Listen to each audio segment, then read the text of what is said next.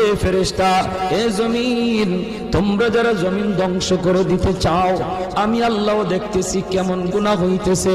যেই মানুষে আমি আল্লাহ এত আদর করে বানাইলাম, আসমান আল্লাহ বানাইছেন কুন ফায়াকুন বইলা, ফেরেশতা আল্লাহ বানাইছেন কুন ফায়াকুন বইলা, জমিন আল্লাহ বানাইছেন কুন ফায়াকুন বইলা, কিন্তু আমারে আপনারে আল্লাহ পাক কুন ফায়াকুন বইলা বানায় নাই।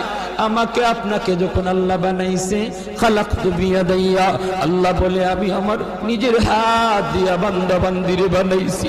কারণ এই চেহারার মধ্যে এত দামি কপাল, ওই কপাল দিয়া বান্দা আমার কুদরতি কদমে সাজদা দিবে। এই কপালটার এত দাম, এই কপাল কুন ফায়াকুন বললে হয় না, এই কপাল ফেরেশতাদের হাতে বানাইলেও হয় না, আমি আল্লাহ নিজের হাতে বানাইছি।